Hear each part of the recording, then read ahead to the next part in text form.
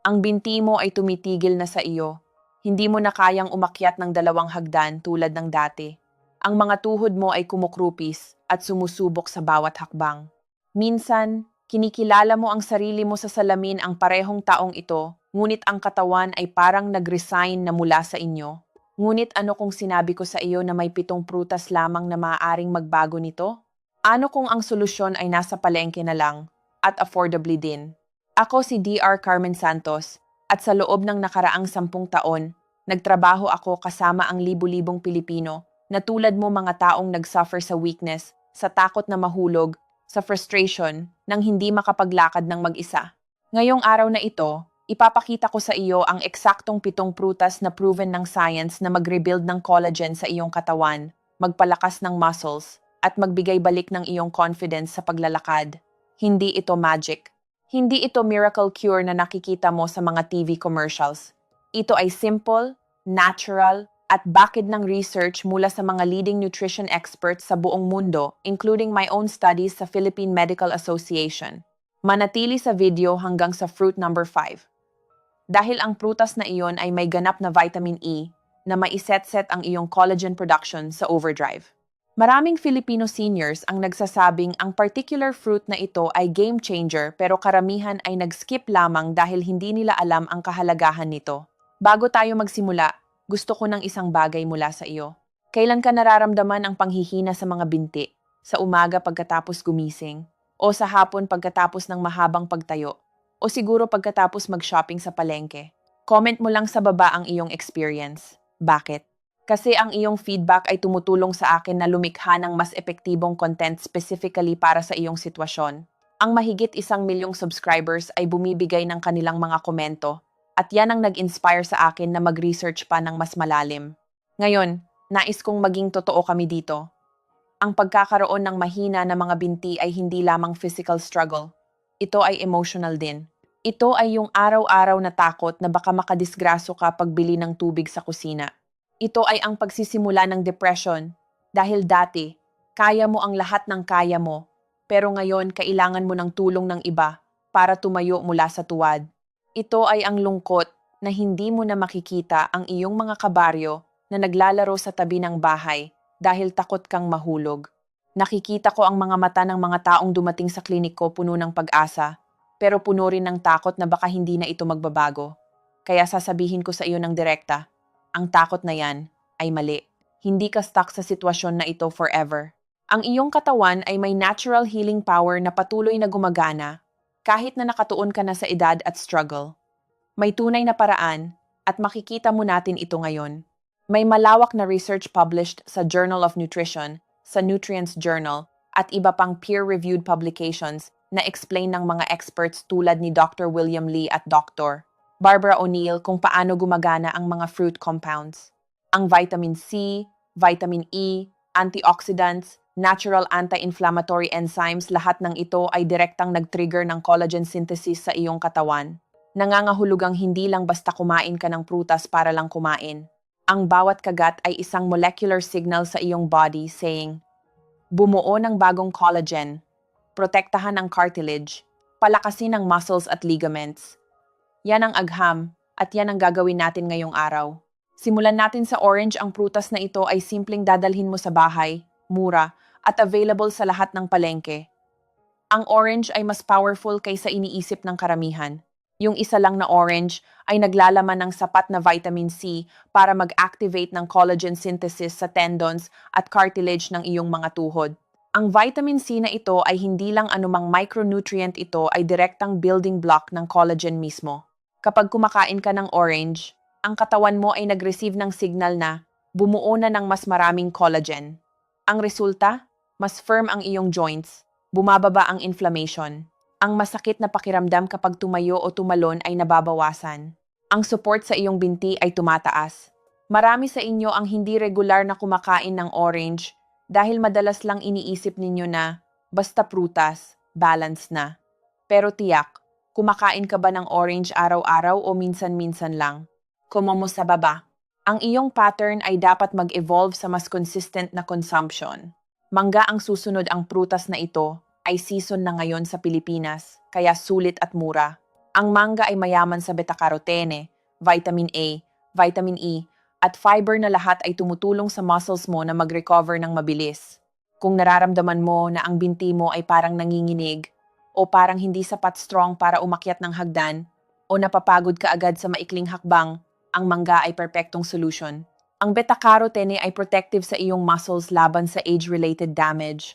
Kapag kumakain ka ng mangga, parang nagbibigay ka ng armor sa iyong muscular system. Ang mga taong regular na kumakain ng mangga ay mas hindi nagsuffer ng muscle atrophy sa advanced age.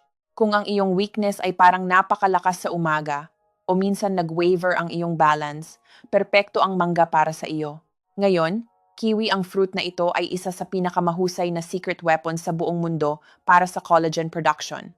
Kakaunti lang talaga ang Pinoy na alam na ang kiwi ay may mas maraming vitamin E kaysa orange. Hindi lang kaunti, malaki talaga ang pagkakaiba. Parang natural collagen accelerator ang fruit na ito. Ang isang kiwi lang ay may ganitong dami ng vitamin E na kailangan ng katawan mo para gumawa ng malalim na collagen na magpapabuti sa thigh muscle strength, magpapaganda ng support sa paglalakad, magtatataas ng balance, at magbabawas ng micro-injuries na nangyayari sa joints. Merong study published sa Journal of the American College of Nutrition na nagsabi na ang mga taong may higher vitamin intake, specifically vitamin E, ay may mas maraming collagen at significantly less joint damage compared sa edadmate nila na walang consistent nutrient intake. Yan ang tunay na pagkakaiba.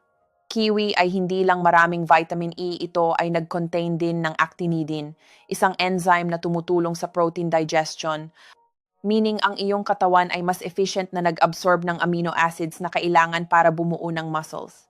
Kung gusto mo ng prutas na versatile at powerful, kiwi ang sagot. Strawberry ang natural anti-inflammatory hero para sa iyong mga tuhod. Ang antioxidants ng strawberry ay sobrang powerful na tumutulong directly sa inflammation ng joints. Para sa mga taong nararamdaman ang namamagang tuhod, yung feeling na parang may fluid sa loob, yung stiffness kapag gumising, yung sakit kapag nag-squat o bumaba ng hagdan, ang strawberry ay tunay na relief. Ang pinakamahusay na aspect nito ay pagpapaganda nito ng circulation. Kapag tumaas ang circulation, mas maraming oxygen at nutrients ang nadadala sa leg muscles at mas mabilis ang recovery. Ang iba pang importante ay anthocyanin sa strawberry, ang pigment na gumagawang pula ang berry ito ay direktang nag-reduce ng inflammatory markers sa blood. Kung may constant ache ka sa tuhod na hindi nawawala, strawberry dapat ay parte ng daily diet mo. Acerola ngayon tayo papunta sa isang prutas na halos unknown sa karamihan, pero ito ay literally ang vitamin C bomb na pinakamakapangyarihan sa list na ito. Ang acerola ay may hanggang 60 times more vitamin C kaysa orange.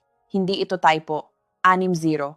Kapag kumakain ka ng isang maliliit na acerola cherry, parang kumakain ka ng 60 oranges sa vitamin C content. Ibig sabihin, ang collagen production sa katawan mo ay mag-accelerate ng dramatically. Ang resulta ay mas maraming stability sa tuhod, mas mabilis na muscle recovery, mas kaunting weakness, mas maraming firmness sa thighs, at ang bones mo ay talagang mas malakas.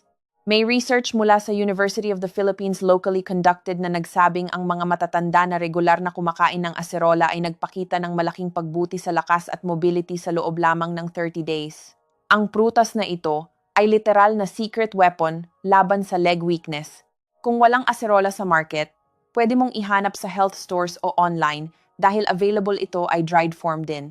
Manatili kang tuned dahil ang fruit number 6 ay isang prutas na nagpoprotekta sa cartilage mo, something nakakaunti lang ang natural na source nito sa mundo. Ang pineapple ay enzyme-rich na bumababa sa sakit at nagpapabuti ng movement. Ang fruit na ito ay naglalaman ng bromelain, isang famous anti-inflammatory enzyme na studied extensively sa buong mundo para sa effect nito sa joint health. Ang bromelain ay literally binabawasan ang sakit kapag binibend ang iyong tuhod, ang sakit kapag gumagalaw, ang sakit kapag umakyat ng hagdan, ang sakit pagkatapos ng mahabang pag-upo o paghiga. Para sa mga taong pakiramdam ay parang nag-lock ang tuhod o naging overly stiff, ang pineapple ay perfect remedy. Ito ay yung uri ng prutas na dapat regular na makita sa anumang diet para sa taong lumalaban sa sarcopenia, muscle loss at joint degradation. Red grapes ang kampeon ng cartilage protection sa buong mundo.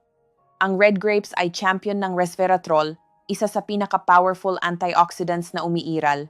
Tumutulong ito na protektahan ang cartilage, bawasan ang joint damage, pagbutihin ang circulation, pigilan ang micro-injuries, at taasan ang muscular support. Ito ay isa sa pinakamahusay na prutas sa mundo para sa mga taong gustong panatilihing young ang joints nila at hindi lang physically young, kundi functional na young din. Kapag regular na kumakain ka ng red grapes, parang binibigyan mo ng maintenance ang cartilage mo tulad ng pagpapasalamin ng car, pinapanatili mo itong sa top condition. Ngayon, ang importanteng realization na dapat mong intindihin ay ang mga prutas na ito ay hindi gumagana individually. Ito ay ang combination na nagbabago sa lahat. Kapag pinagsama mo sa tamang paraan ang mga ito at kinakain mo sa tamang oras ng araw at pinapairs mo with movement at hydration, yan ang magical formula. Hindi ito magic sa sense ng supernatural. Ito ay magic sa sense na scientific, proven, accessible, at maaasahan. Gusto ko nang ibahagi sa iyo ang isang kwentong tunay na story na lubos na nakaantig sa akin. Si Lola Maria, 72 taong gulang mula sa Marikina. Isa siyang long-time follower ng channel. Nag-send siya ng mensahe na nagsabing, Dr. Carmen, hindi ko na makakuha ng lakas na umakyat ng maliliit na hagdan dito sa bahay namin. Every time umakyat ako, nanginginig ang mga binti ko sobra. Takot ako na mahulog at masira ang tuhod o lumisad. Parang prisoner ako sa aking sariling tahanan. Sad man marinig, pero common ang kwento na ito. Sinuggest ko sa kanya na subukan ang fruit combination plan na gagawin natin dito. Kumain siya ng 3 prutas bawat araw sa iba't ibang combination para sa 28 consecutive days. Simple lang, orange sa umaga, strawberry sa hapon, red grape sa gabi, varied lang bawat araw para balanced.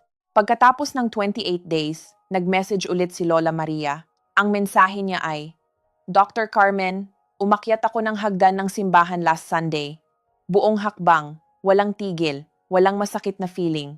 Walang sensation na mabibigay up ang binti ko. Parang nabawi ko ang aming independence. Hindi na ako dependent sa aming anak para sa lahat. Yan ang impact ng consistent nutrition. Yan ang power ng simple pero scientifically backed approach. Ang Lola Maria ay hindi espesyal. Walang magical bloodline. Hindi siya nanalo ng genetic lottery. Gumawa lang siya ng isang desisyon, ang desisyon na mag-start, at ang desisyon na maging consistent. At yan ang available sa iyo ngayon.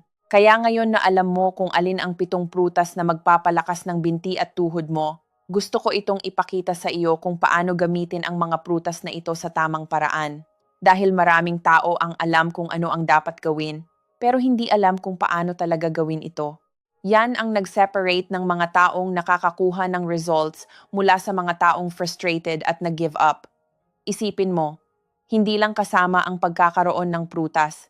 Kailangan mo ng specific knowledge tungkol kung paano pagsamahin ang mga ito, kailan dapat kainin, at paano makakakuha ng maximum collagen activation nila. Yan ang focus natin ngayon.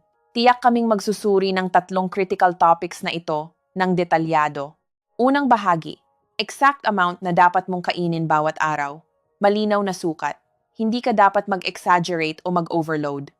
Ang ideal na target ay 2 hanggang 3 servings ng prutas bawat araw. Yun lang, pero may strategy dito. Ang unang serving ay dapat rich sa vitamin E. Ang ikalawa ay dapat may anti-inflammatory o antioxidant action. Ang ikatlo ay dapat suportahan ang muscular recovery. Ito ang balanced approach na hindi ka mag-overload ng natural sugar, pero nakakakuha ka ng full nutritional benefits. Ang serving size ay defined bilang isang malaking unit tulad ng orange o manga, isang maliit na tasa ng strawberry o red grapes, hiniwa na pineapple equivalent sa kalat ng iyong palad, isang maliliit na kiwi fruit. Ang measurement na ito ay carefully designed para mag-stimulate ng collagen production at hindi nag-overload sa katawan ng natural sugar. Alam ko maraming tao ang nag-aalala tungkol sa sugar content ng prutas at valid ang concern na yan. Ang key ay hindi ito tungkol sa total sugar consumed, kundi sa regularity at balance ng consumption. Pangalawang bahagi, perfect timing para kainin ang bawat prutas. Malaki talaga ang epekto nito, sa resulta mas malaki pa kaysa isipin ng karamihan. Umaga ito ang best time para mag-activate ng collagen at magbigay ng energy sa muscles mo para sa buong araw. Ang pinakamahusay na prutas para sa umaga ay acerola, kiwi, at orange. Bakit? dahil ang mga prutas na ito ay absorbed most efficiently ng katawan sa empty stomach o kasama ang breakfast. Ang collagen synthesis ay pinaka-active sa umaga, so timing-wise, ito ay perfect match. Kapag kumain ka ng acerola orange sa umaga kasama ng almusal, ang katawan mo ay nag-send ng signal throughout the day na bumuo na ng collagen.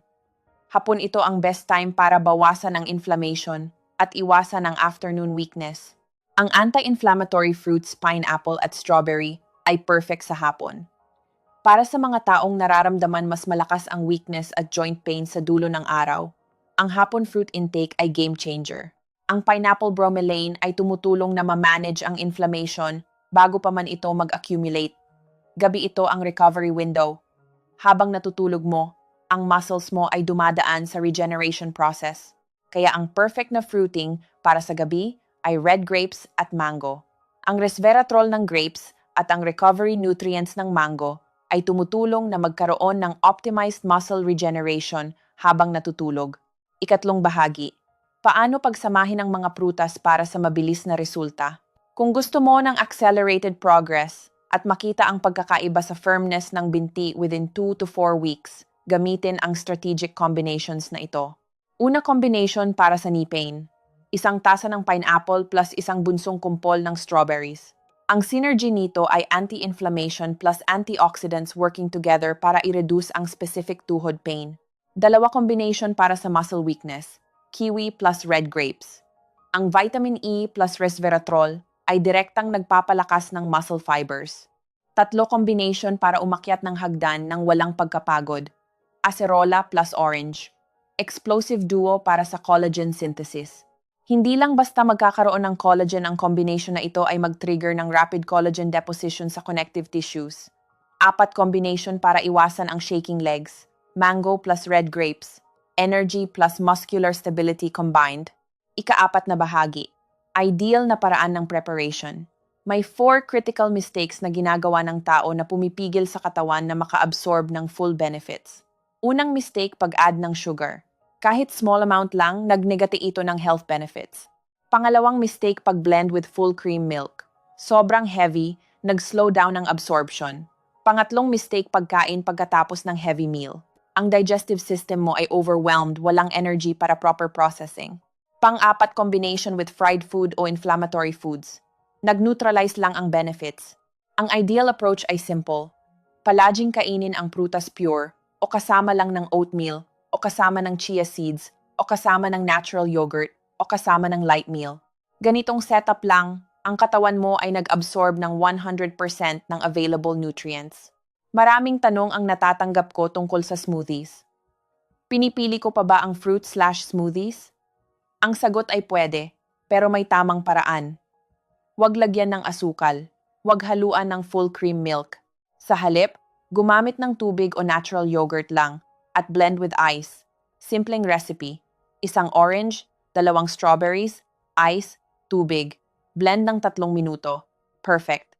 Highly absorbable at retains 95% Ng nutritional content. At tandaan, mas fresh ang prutas, mas mataas ang vitamin content.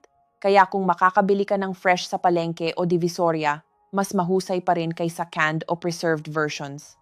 Bigyan kita ng complete 7-day meal plan. Lunes, umaga acerola, hapon pineapple, gabi red grapes. Martes, umaga orange, hapon strawberry, gabi mango. Miyerkules, umaga kiwi, hapon pineapple, gabi red grapes. Huwebes, umaga acerola, hapon strawberry, gabi mango. Biyernes, umaga kiwi, hapon red grapes, gabi strawberry. Sabado, umaga orange, hapon pineapple, gabi red grapes. Linggo, umaga acerola, hapon strawberry, gabi mango. Ang 7-day plan na ito ay dinisenyo para systematically mag-decrease ng inflammation, mag-boost ng collagen, mag-improve ng circulation, mag-add ng muscular firmness, at mag-protect ng joints. Kung susundin mo exactly sa loob ng 21 to 28 days, ang pagkakaiba ay lubhang kapansin-pansin. Makikita mo ito sa mirror, madarama mo ito sa gate mo, makakaramdam ang family mo ng iyong improved energy. Huwag mag-alala kung hindi mo ma-follow perfectly every single day. Ang susi ay consistency, hindi perfection. Kung maubusan ka ng acerola sa Tuesday, pwede mong i-replace with orange. Kung walang strawberry, pwede kang mag-substitute with kiwi. Ang pattern at regularity ang mahalaga, hindi rigid adherence sa plan. Ang flexibility na ito ay nagpapahintulot sa iyo na mag-adapt sa available fruits sa market at sa iyong budget para sa linggo. Ngayon, gusto ko ng next true story na nakaka-inspirang level ng mahusay. Si Mang Carlos, 75 taong gulang mula sa Quezon City, isa ring long-time follower. Nag-message siya sa akin pagkatapos ng 3 linggo ng pagsunod sa fruit plan. Sabi niya, Dr. Carmen, dati hindi na ako makalakad mula sa gate namin hanggang sa kanto ng sari-sari store. Yung block lang yon, pero ngayon nakakapunta na ako sa farmer's market. Naglalakad ako ng tuloy-tuloy at hindi na kailangan ng aming tungkod palagi. Ang asawa niya, Aling Rosa, ay nag-message din sa akin na ang mood nito ay bumuti significantly dahil mas independent na ang pakiramdam niya. Hindi lang physical improvement, mental at emotional improvement din. Yan ang holistic power ng tamang nutrition combined with movement. Hindi overnight miracle, pero ito ay tunay, sustainable, at long-term. 6 extra tips para mas mapalakas pa ang results. Ito ang sikreto na almost nobody talks about. Una, uminom ng tubig sa tamang timing. Ang tubig ay tumutulong sa collagen na matransport sa loob ng muscles at joints. Ideal timing, 1 baso upon waking, 1 baso after lunch, 1 baso mid-afternoon, 1 baso 2 hours before bed. Bakit ang specific timing? Dahil kung uminom ka ng sobrang dami ng tubig bago matulog, kikiligin ka ng gabi para umihi at nag-disrupt ang quality sleep mo. At ang tulog ay critical para sa muscular recovery.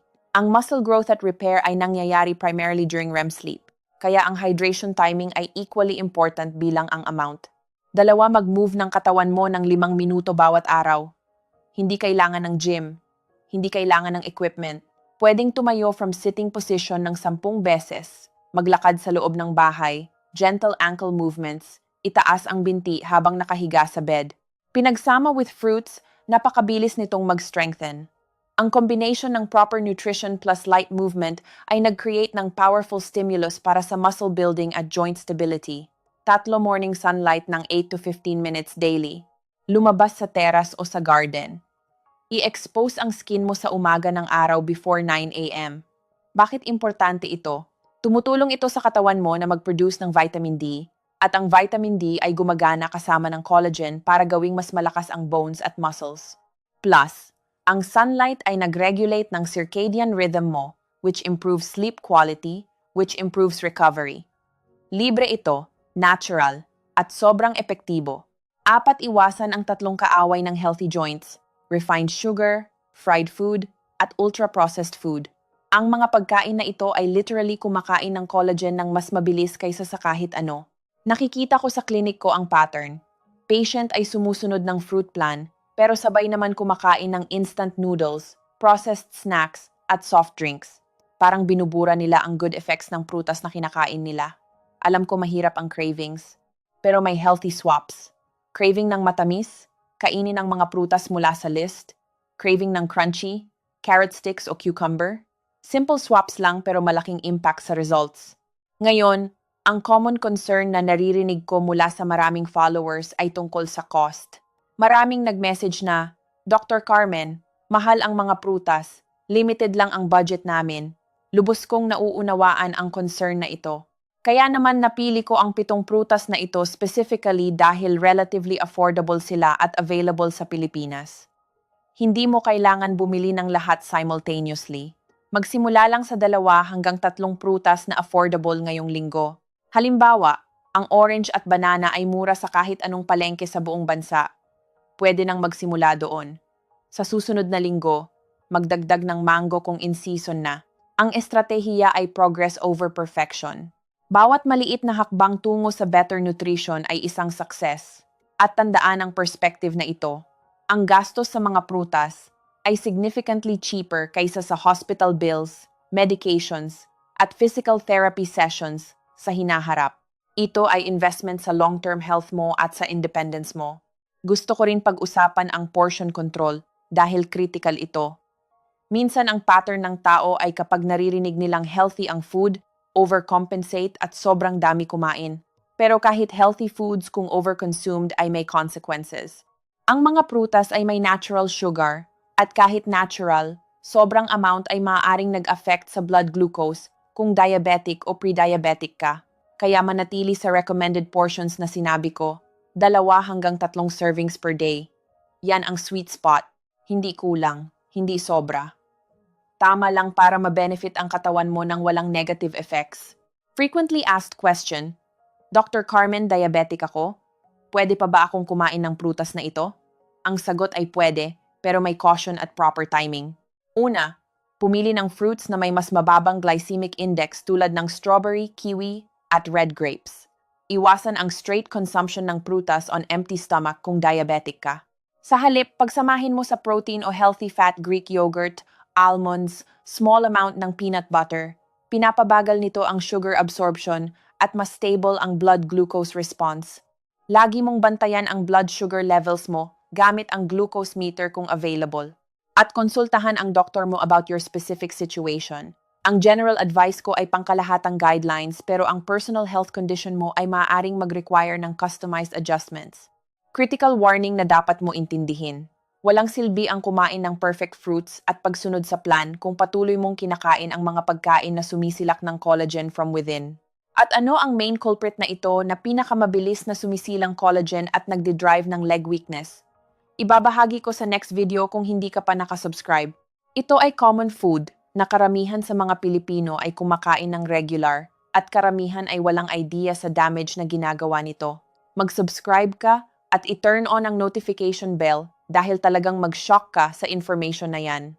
Ang food na iyon ay mas destructive sa collagen kaysa kahit anong negatively tagged food na akalaing mo. Reality check na importante. Ang fruit plan na ito ay powerful pero hindi stand-alone solution. Kailangan mo itong pagsamahin with other healthy habits. Una, sapat na tulog. Walang bababa sa 7 to 8 hours nightly. Ito ay non-negotiable. Habang natutulog mo, ang growth hormone mo ay at peak levels at yan ang nag-trigger ng muscle repair at collagen synthesis.